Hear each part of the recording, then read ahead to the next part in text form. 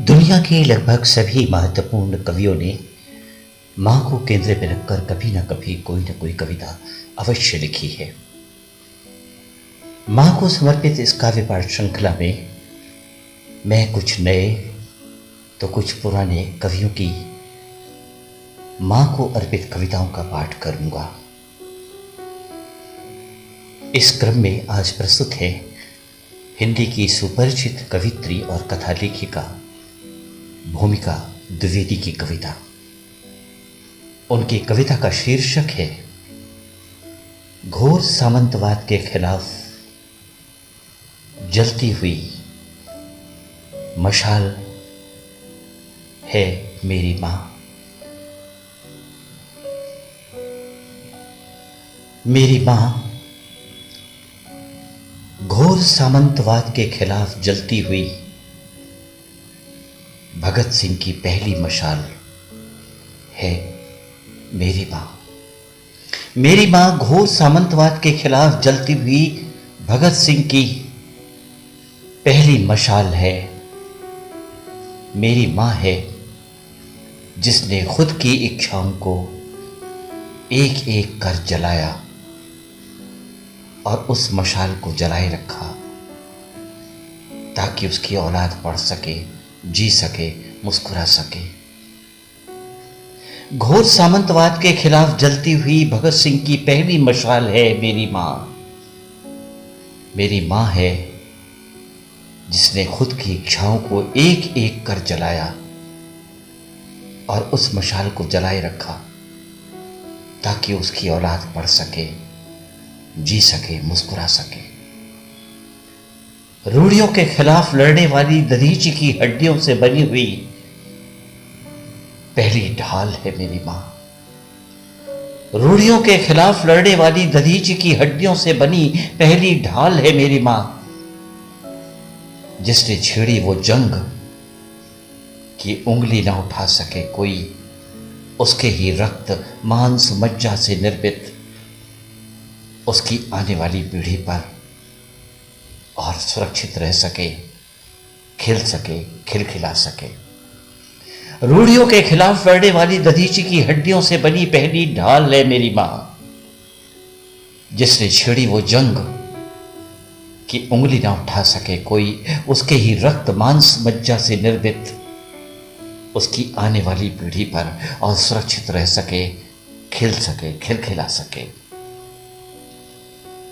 चूल्हे की आंच से तपकर, चूल्हे की आंच से तपकर जो रस रूप रंग और स्वाद बना हो, वो रसाल है मेरी मां। चूल्हे की आंच से तपकर जो रस रूप रंग और स्वाद बना हो, वो रसाल है मेरी मां, जिसकी जड़ों से सिंचता है वात्सल्य, शाखों से प्रेम, बौरों से करुणा, दया, क्षमा और त्याग के गुच्छे, ताकि लहला सके उसके लाल और समाज को भी वही बांटे जिन गुणों से सींचकर उसने फसल को हरियाली दी है। चूल्हे की आंच से तपकर जो रस रूप रंग और स्वाद बना हो, वो रसाल है मेरी मां, जिसकी जड़ों से सिंचता है वात्सल्य, शाखों से प्रेम, बौरों में करुणा, दया, क्षमा और त्याग के गुच्छे, ताकि लहला सके उसके लाल और समाज को वही बांटे जिन गुणों से सींचकर उसने फसल को हरियाली दी है। शिक्षा जिसने पाई है जमाने के तजुर्बों से, शिक्षा जिसने पाई है जमाने के तजुर्बों से, वो किताब है मेरी मां। शिक्षा जिसने पाई है जमाने के तजुर्बों से, वो किताब है मेरी मां। हर हर्फ में कैद जिसके आंसू हों, हर वर्ग जिसका रंगा हो अरमानों के खून से। शिक्षा जिसने पाई है जमाने के तजुर्बों से, वो किताब है मेरी मां। हर हर्फ में कैद जिसके आंसू हों, हर वर्क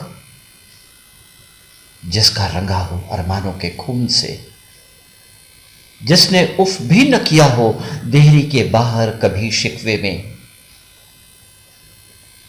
एक परचम है मेरी मां, वो स्वाभिमानी लिबास मेरी मां है, वो ताकत, वो जुनून, वो बगावत मेरी मां है। शिक्षा जिसने पाई है जमाने के तजुर्बों से, वो किताब मेरी मां है। हर हर्फ में कैद जिसके आंसू हो, हर वर्क जिसका रंगा हो अरमानों के खून से, जिसने उफ भी न किया हो देहरी के बाहर कभी शिकवे में। एक परचम है मेरी मां, वो स्वाभिमानी लिबास मेरी मां है, वो ताकत, वो जुनून, वो बगावत मेरी मां है। रोती, बिलखती, सिसकती, गिड़गिड़ाती, हर हाल से समझौते करती और यही सिखाती, बड़े खानदान के पैरों में लिपटी बेड़ियां नहीं है मेरी मां। रोती, बिलखती, सिसकती, गिड़गिड़ाती, हर हाल से समझौते करती और यही सिखाती, बड़े खानदान के पैरों में लिपटी बेड़ियां नहीं है मेरी मां। चूड़ियों की तरह खनखनाती, हथेलियों में सजाती, मन बहलाती, छमछमाती गुड़िया नहीं है मेरी मां। रोती, बिलखती, सिसकती, गिड़गिड़ाती, हर हाल से समझौते करती और यही सिखाती, बड़े खानदान के पैरों से लिपटी बेड़ियां नहीं है मेरी मां। चूड़ियों की तरह खनखनाती, हथेलियों को सजाती, मन बहलाती, छमछमाती गुड़िया नहीं है मेरी मां, गुड़िया नहीं है मेरी मां। जो अन्याय, असत्य, क्रूरता, अभेद शासन के खिलाफ लड़ना सिखा दे, जो अन्याय, असत्य, क्रूरता, अभेद शासन के खिलाफ लड़ना सिखा दे, जूझना और बोलना सिखा दे। रानी लक्ष्मीबाई की तलवार की चमचमाती धार है मेरी मां। रानी लक्ष्मीबाई की तलवार की चमचमाती धार है मेरी मां। रोती, बिलखती, सिसकती, गिड़गिड़ाती, हर हाल से समझौते करती और यही सिखाती, बड़े खानदान के पैरों में लिपटी बेड़ियां नहीं है मेरी मां। चूड़ियों की तरह खनखनाती, हथेलियों को सजाती, मन बहलाती, छमछमाती गुड़िया नहीं है मेरी मां। जो अन्याय, असत्य, क्रूरता, अभेद शासन के खिलाफ लड़ना सिखा दे, जूझना और बोलना बता दे। रानी लक्ष्मीबाई की तलवार की चमचमाती धार, रानी लक्ष्मीबाई की तलवार की चमचमाती धार है मेरी मां, मेरी मां।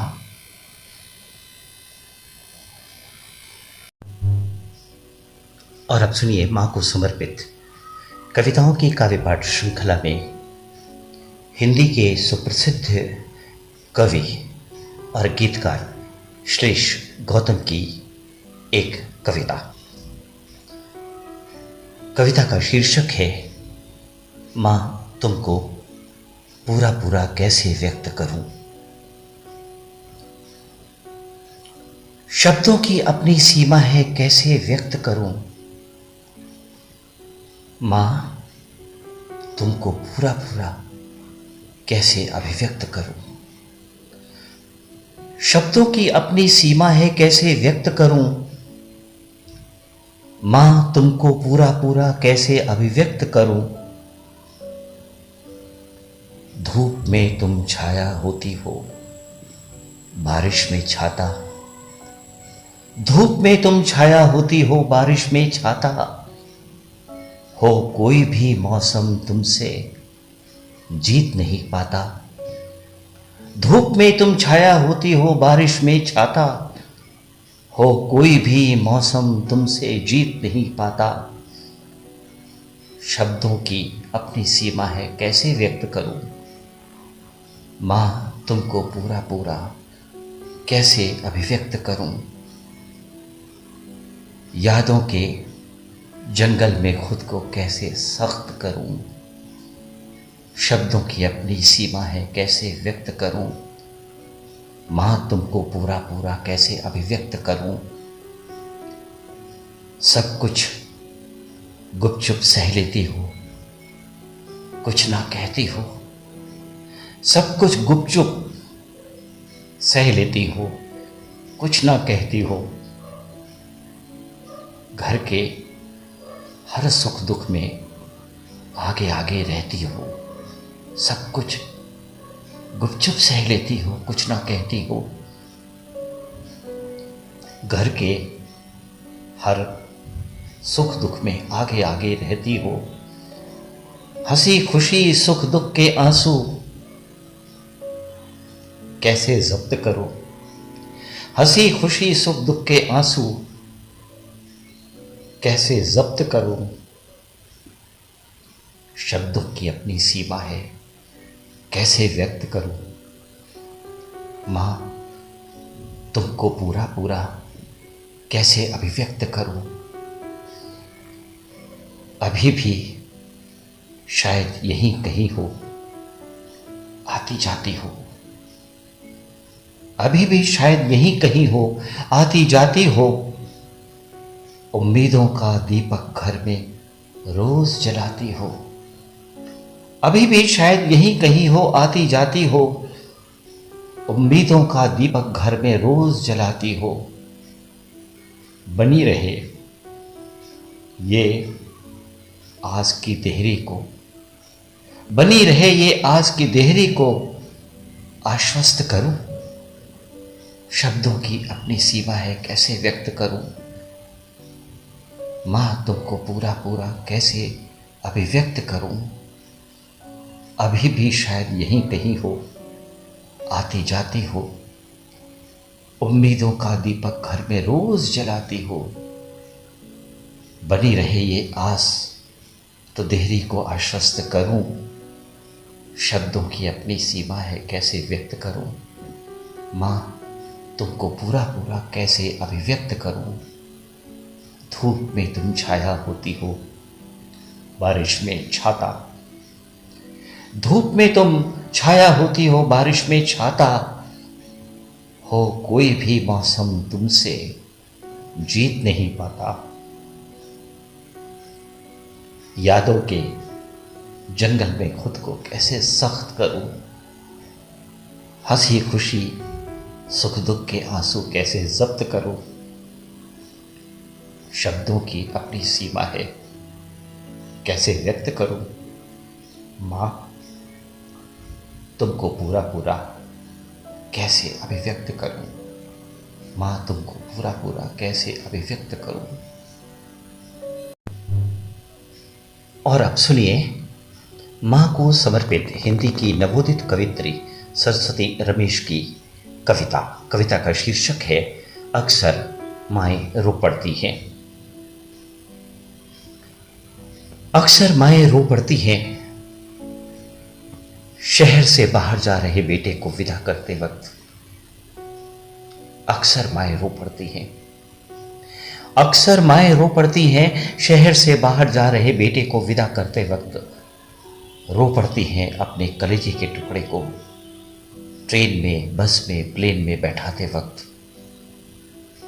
बार बार झांकती रहती हैं खिड़की से अंदर और पूछती रहती हैं अपनी गीली आंखें,